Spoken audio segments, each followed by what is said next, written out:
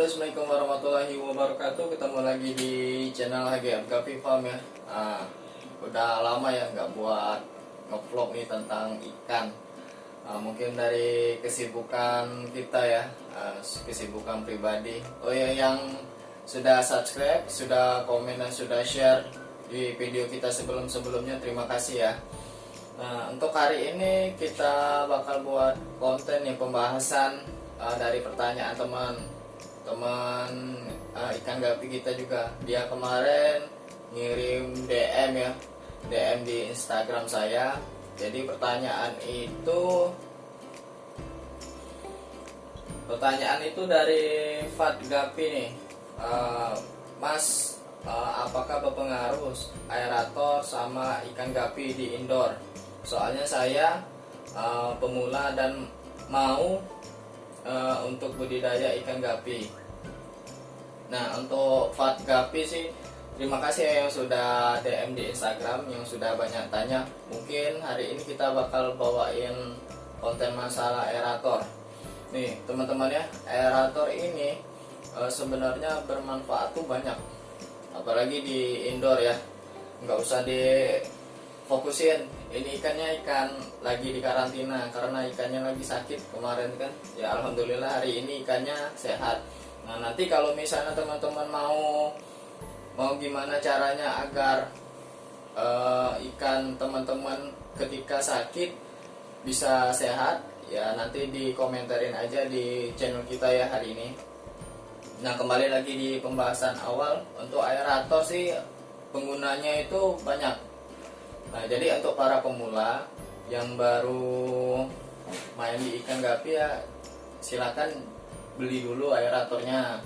Nah, dia tuh kan kalau misalnya dia tuh ada dua. Kalau misalnya saya sih pakai yang mata dua. Mata dua itu sekitar harganya sekitar 35 sampai 40 ribu di pasar. Ada yang mata satu. Mata satu itu sekitar harganya 25 sampai 30 ya, tergantung dari kota teman-teman ya. Nah, jadi saya pakai sih mereknya merek Amara. Nah, dia tuh kalau merek Amara sih udah banyak yang terkenal ya. Udah sering juga nih yang penghobi ikan gapi yang beli merek Amara. Nah, terus kegunaannya itu untuk ikan di indoor itu yang pertama, karena ikannya kan butuh oksigen ya, sama kayak kita nih. Nah, kalau misalnya mereka butuh oksigen, berarti mereka harus bisa menambah suplai oksigen. Karena kalau misalnya kita kasih makan, walaupun makanannya kualitasnya baik, atau ya bisa dikatakan buruk atau baik, itu sih sama aja, pasti bakal rusak juga airnya. Nah, kalau misalnya nggak pingin airnya cepat rusak, ya dipakein pakai aerator. Cuman kalau misalnya hanya sekedar aerator nggak bisa juga berfungsi, harus pakai yang namanya filter, atau enggak pakai biofoam bisa juga nih teman-teman. Kalau misalnya aku sih pakai biofoam aja, biofoam. Atau enggak kalau misalnya lagi dalam penanganan ikan sakit kayak gini harus pakai filter. Nah, filter itu cuma sederhana nih teman-teman.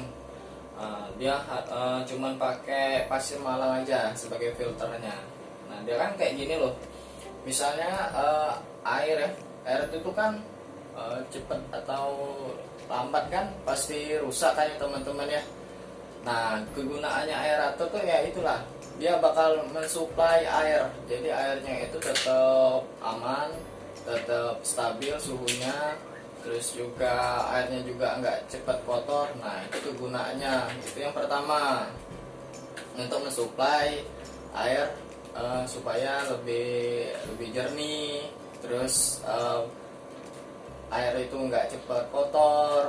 Terus juga airnya itu bakal kualitasnya akan terjaga. Nah, itu yang pertama. Yang kedua, karena kadar amonia di air ini selalu meningkat ya teman-teman ya, selalu meningkat. Walaupun disipon tetap amonia di air itu pasti meningkat. Nah, kegunaannya itulah teman-teman. Dia kalau misalnya sudah mensuplai air kan, air itu bakal ngefilter terus.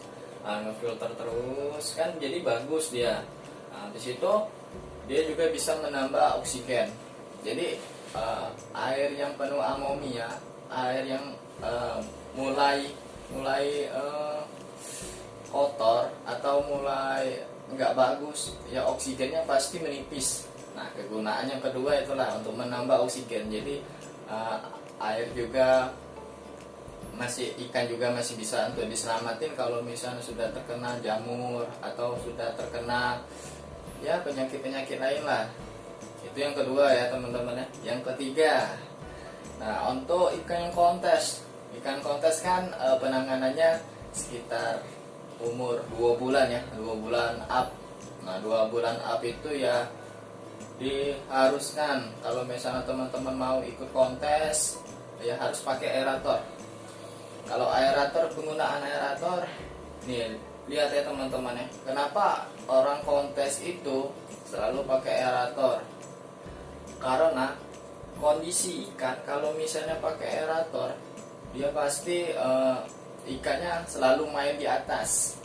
Nah itulah teman-teman, kalau misalnya teman-teman sering menemukan ya breeder atau teman-teman yang masih awam lah, yang masih ya disebut dengan pemula lah kan, kebanyakan ekor ikan yang dibawa itu ngelipat atau melipat. Nah itulah kenapa dia, karena ikannya sering main di bawah. Kalau di bawah kan walaupun dia sudah disifon nih teman-teman ya, masih tetap kotor ya, karena ikan ini kan setiap hari makan, setiap hari juga pasti ada pembuangan ya. Nah jadi makanya itu teman-teman, kalau misalnya ikan dipakein aerator dia selalu main di atas. Nih ini kayak gini nih teman-teman, padahal ini kemarin sakit nih teman-teman ya. Hari ini alhamdulillah udah saya pakein filter, udah saya pakein ya rahasia perusahaan, obat rahasia perusahaan. Nanti kalau misalnya mau tahu obat apa yang aku pakai ya bisa dikomentarin ya di channel di bawah ya. Nah ini kan, nah lihatlah sendiri teman-teman, dia pakai aerator mainnya di atas terus, padahal ikan ini kemarin sakit nih teman-teman. Nah ini jenisnya ini Brazilian Fantail Wet Air.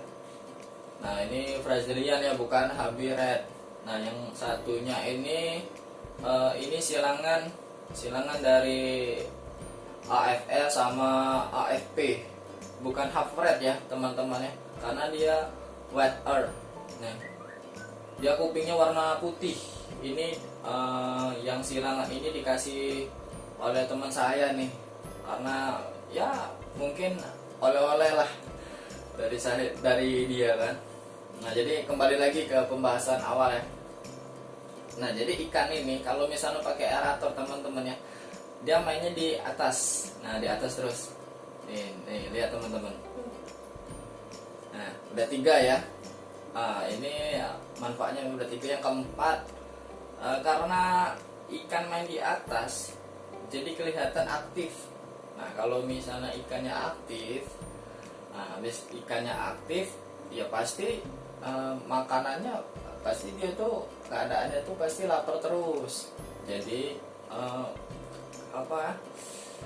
ya kalau misalnya dikasih makan ya pasti dihabisin makanannya, apalagi makanan yang hidup, misalnya kayak yang bergerak sih, ini seperti artemia atau kutir ya, kutu air. Nah jadi dia tuh aktif, ikannya aktif kalau pakai aerator. Nah terus juga dia mainnya tuh di atas. Nah di atas terus, nggak pernah di bawah nih teman-teman. Nah ini contohnya nih. Nah ini teman-teman ya. Nah terus yang kelima itu kegunaannya, karena mereka ini aktif, karena air ini selalu bergerak.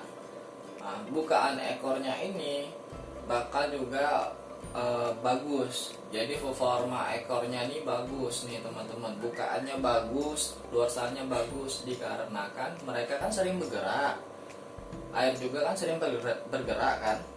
Jadi bukaan ekornya ini itu pasti, performa ekornya ini pasti ya bagus juga teman-teman. Nah jadinya bisa untuk menambah kualitas ikan teman-teman kalau misalnya pakai aerator. Nah teman-teman ya, terus juga dorsalnya ya banyak lah teman-teman, pokoknya penggunaan aerator ini. Nah, cuman kalau misalnya teman-teman mau pakai penggunaan aerator, ya usahakan ya pengaturan dari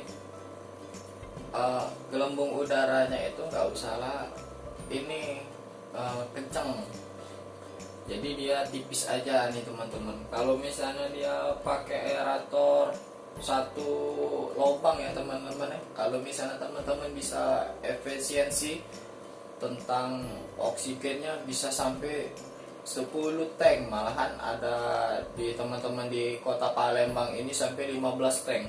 Jadi satu lubang itu 15 tank. Cuman itulah kalau misalnya dia sering misalnya 15 tank, ya pastinya gelembung udaranya ya pastinya tipis. Tapi lebih baik kayak gitu daripada dia banyak apa ya, banyak gelembung kan. Kalau misalnya banyak gelembung juga ya ikan tuh bakal stres. Nah jadi dia tergantung dari teman-teman sih ngaturnya, yang penting ya diatur kayak gitu. Nah untuk pengaturan oksigennya sih teman-teman bisa beli di toko hias ikan, atau enggak di pasar-pasar sih bisa, atau enggak di online shop juga bisa. Ini kalau misal pengatur kayak gini nih yang kecil itu harganya kalau di online shop itu Rp2.000 teman-teman. Jadi bisa lah teman-teman kalau misalnya 5 tank kan, misalnya 5 tank 10 tank ya dikaliin aja 2.000. Ya lebih baik kita ngeluarin uang sedikit deh, sedikit atau banyak kan untuk forma ikan kita. Nah juga kalau misalnya pakai aerator harus pakai biofoam atau enggak pakai filter. Kalau misalnya teman-teman mau pakai filter, cuma sekedar nge-share aja nih teman-teman, aku cuman pakai biofoam, pakai mini undergravelnya, mau pakai ini, pakai pasir malam, cuman itu aja, nggak usah banyak-banyak. Cuman kalau misalnya di tempat yang tank ya kita harus pakai karang jahe juga untuk nambah. Terus juga bioring, kalau misalnya teman-teman mau pakai bioring ya silakan, nggak apa-apa. Nah, pokoknya keunggulannya pakai aerator ya banyak ya teman-teman, nggak ada yang minusnya. Soalnya beberapa dari breeder kita di Kota Palembang termasuk di seluruh Indonesia harus pakai yang namanya